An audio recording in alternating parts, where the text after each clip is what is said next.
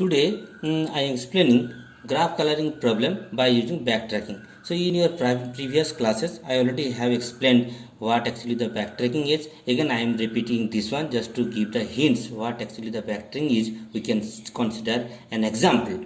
So consider a situation that you have three boxes in front of you and only one of them has a gold coin in it, but you do not know which one. So, in order to get the coin, you will have to open all the boxes one by one. You will first check the first box. If it does not contain the coin, you will have to close it and check for the second box, and so on until you will find the coins. So then, what it is saying that this is what backtracking is, that is solving all sub problems one by one in order to reach the best possible solution. So solving all the sub problems one by one in order to reach the best possible solution, or you can say incrementally builds candidates, and in this case used to solve constraint satisfaction problem, that means each and every step or each and every part. Okay, so there is a constant and you have to satisfy all the constraint that are imposed in this problem, and this is solved by using recursive approach. Now we can consider an example that in this case that this is the state space tree with respect to the backtracking. Now this is the starting point and this is the solution. Okay, and these are the so many alternatives or possibilities are there. So now so many directions you can go forward. So in this case you can go forward to this direction, you can go forward to this direction. Okay, so in this you can accept this solution, you can accept this solution also. So if you are accepting this one solution, then again there are two alternatives, you can select either this one or either this one. So now if you are selecting this one, this is the dead end. Okay, so it is not the solution. So what you have to do, you have to backtrack to its previous solution point. So when you are backtracking and you are finding is there any alternative way, yes there is the alternative way. So you go forward to this direction and you are finding that this is the dead end, this is not the solution. Okay, again you have to backtrack. So in this way you can check for this alternative. Okay, you can check for this alternative, this one, then this one, backtrack, then you are checking this alternative. Okay, and you can check this, you can accept this alternative, but this is the dead end, so you have to backtrack and this is the final solution. Okay, so in this case we can say that this is the solution point and the vertex which is basically adjacent to the solution point, it is basically known as E node, and this is the path, this is the solution path. Okay, except E node and leaf node, what are the other nodes are there? These are basically known as the live nodes. Now how to draw the state space tree, I can for that purpose we can consider an example. Suppose three students are there, one boy and two girls are there. Now three benches are there. Now we have to give the preference to boy and girl to sit in the benches. Okay, then what are the total number of possibilities? Three students are there, so 3 factorial is equal to 6. So if you wish to draw the space tree, then what should be, so it should be like this one, that this is the starting point, and in this starting point, okay, you have to think then who will sit in the first bench, either B1, that means boy 1, or G1, that means girl 1, or G2, that means girl 2. So okay, so if you give preference to B1 in the first position, then in the second bench you have to give the preference to G1 or G2. So if you have given the preference to G1, then obviously in the third bench you have to give the preference to G2. Okay, so is there any alternatives? No. So what you have to do, that you have to backtrack. Already G2 covered, you have to backtrack. Okay, so but in this case, in the second bench, you can give the preference to G2. So this is another solution path. Okay, so in this case, that in the first bench you have given preference to B1, and the second bench you have given preference to the G2, and in the third bench you have given preference to G1. Okay, so this is another solution path. In this way you backtrack, in this way you backtrack and backtrack. In the first bench you can give the preference to G1. So when you are giving the preference to G1, this is another solution path exists. And when you are giving the preference to G2 in second bench, okay, this is another solution path exists. and again it is backtracking. Also you can give the preference to G2 in the first bench. Okay, so when you are giving the preference to G2 in the first bench or first chair, then obviously in the second bench either you have to give the preference to B1 or G1. So if you give the preference to B1, then obviously in the third bench G1 will be there. So G2, B1, G1, this is one solution path and this is another solution path. So how many solution paths are there? 6 solution paths are there. All total 6 solutions are there. Okay, so this is first bench, second bench, third bench, like this one. So 6 possibilities are there. Now in this case no constants are there, so there may be the constant that girl 1 should not be in the third bench. Okay, then obviously you have to discard this solution and you have to discard this solution. Okay, when you are imposing the constant. Now we are focusing on graph coloring problem. So in graph coloring problem, what is happening that we are basically considering an undirected graph. First of all, we are considering an undirected graph, and next what you have to do, you have to color each and every vertex of the graph. The how to color? There is a constant. What is the constant? That no two adjacent vertices are colored with the same color. That means if you consider this graph, then vertex 1, vertex 2, vertex 3. Okay, so when you are giving the color to vertex 1, red color, then red color should not be in vertex 2, red color should not be in vertex 3. Okay, so that means in this case you have to use 3 color: green, red, green, blue, red, green, blue, red, green, blue, red, green, blue, like there. But the thing is that between two adjacent vertex there should not be same color. Between two adjacent vertex there should not be same color. So in this case at least you have to select 3 different color. But if you consider this graph, then by using 2 different color you can color each and every vertices by following the constant. So in this case it may be red, then green, then again red, then green. Okay, between these two adjacent vertex different color, between two adjacent vertex different color, between two adjacent vertex different color, between two adjacent vertex different color. Okay, so that means that at least how many colors, different colors you need to color each and every vertex of a graph. This is basically known as the chromatic number. So at least how many color channels or how many different colors you need to color each and every vertex of a graph. This is basically known as the chromatic number. So what should be our approach? That when we wish to color each and every vertex of a graph, then we can start the processing from any vertex, and the vertex from where you are starting, this vertex basically indicated as vertex 0. So assign the color one by one to different vertices starting from vertex 0. Then which one is the vertex 0? The color, that means the vertex from where we are starting our processing, this is considered as vertex 0. Now check color of the adjacent vertex.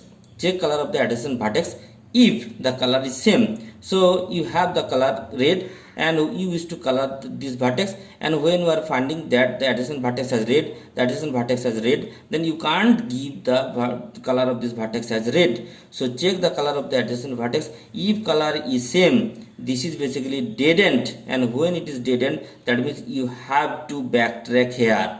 Okay, and backtrack and change the color. Okay, second alternative. Okay, third alternative, fourth alternative. So if all the vertices have distinct color, then return success. Okay, so we can consider a complex graph. So this is a complex graph. So where you have 3 color channels are there and number of vertices equals to 10. So now if we are considering this is the starting point, so in the starting point we can give any color, either red or green or blue. So for the timing we are considering that we are giving the color to this vertex as green. Then this is the adjacent vertex, this is the adjacent vertex, this is the adjacent vertex.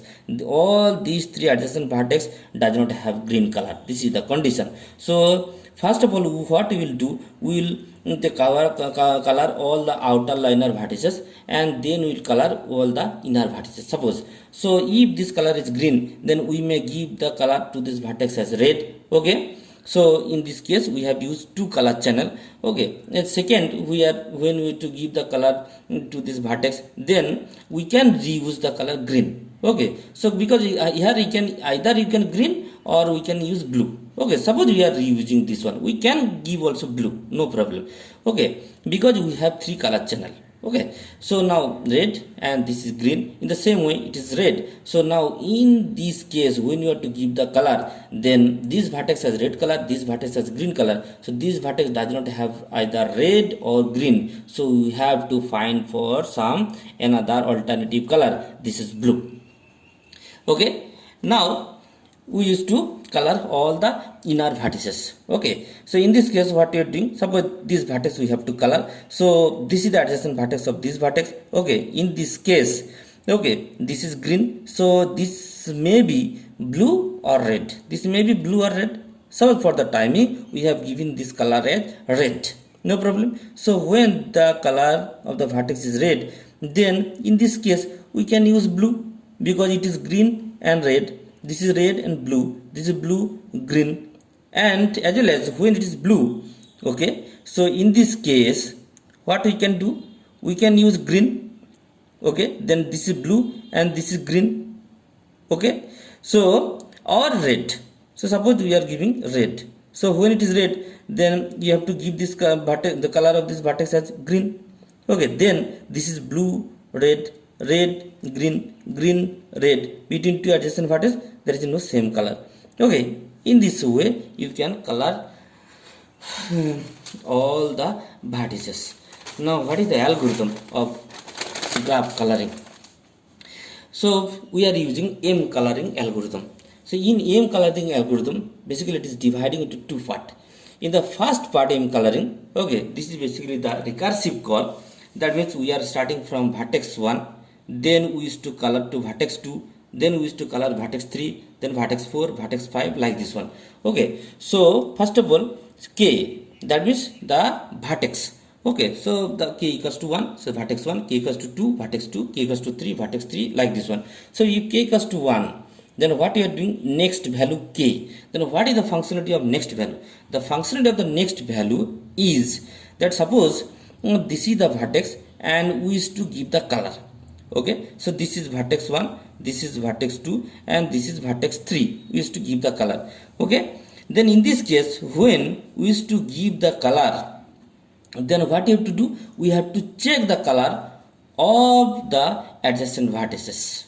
Okay, so who will take this responsibility? The next value function will take the responsibility. So in this case, when K equals to 1, that means we are starting from where? So we can give any color. So for the timing, when K equals to 1, next value equals to 1, so xk means this array basically contain the color of each and every vertices. That means this is the vertex, this is the color of vertex 1, this is the color of vertex 2, this is the color of vertex 3, this is the color of vertex 4, like this one. Okay, so it is 1. So x1 it is equals to xk plus 1. What is the initial value of xk? It is 0. Okay, so 0 plus 1 mod 5. So 0 plus 1 mod 5. So 0 plus 1 mod 5 equals 1. So that means x1 equals to 1. That means you have given vertex 1 the color 1. Okay, so this is vertex 1, this may be the color 1. Okay, so the color 1 may be the red, green, blue, whatever. So color 1 is the red, suppose. So you have given the color to vertex 1 as red. Now after that what you are doing, that if xk equals to 0, then return xk equals to 0. Okay, so if xk equals to 0 means you fail to give the color of a vertex, or you fail to give the color of a vertex, then you have to return. Okay, so in this way for each and every vertices the next value function is basically working. So we can consider another value of k. Suppose k equals to 2, we used to give the color of vertex 2. Then what we are doing, we are basically accessing the function next value function 2. So the value of k equals to 2. So when the value of k equals to 2, so x2, so x2 equals to x0 plus 1. So what is the initial value of x2? 0. So 0 plus 1 mod 5. So that means 1. So that means x1 equals to 1, you have used color 1, and in x2 you are also using color 1. Okay, then what is happening? That means between two adjacent vertices, you are using the same color, but you do not know whether these two are adjacent vertex or no. Then what you have to do? You have to check whether these two are adjacent vertex or not. If these two are not adjacent vertex, then you can use same color, no problem. So who will check? This condition will check that G is the adjacent vertex.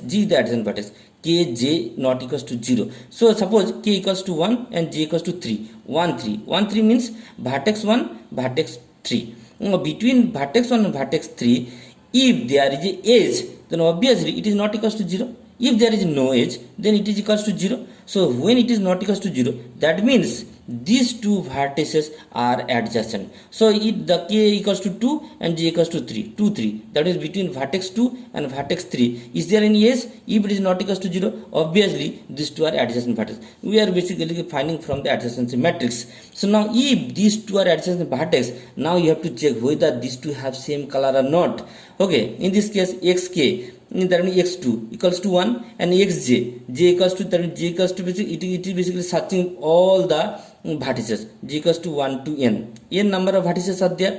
Okay, so among n number of vertices, one vertex may be the adjacent of this vertex. Okay, so k equals to, in this case k equals to 2, so x2 equals to 1, and we are starting from j equals to 1, so x1, so x2 and x1, these two color are same. So initially in this case we have find 1, so and in this case x1 and x2, that is vertex 1 and vertex 2, both are adjacent and also have same color. So in this case what will happen? So this is the dead end. You can't give the same color to the adjacent vertex. Okay, then what you have to do? You have to finding for the second alternative. So now finding for the second alternative, that is again it will repeat. So when repeating xk, the value of xk equals to 2. So xk plus 1, that means what is the present value of xk? 1. So 1 plus 1 mod 5. So that is equals to 2. Okay. So when x2 equals to 2, then you just check that j equals to 1 to n. Okay.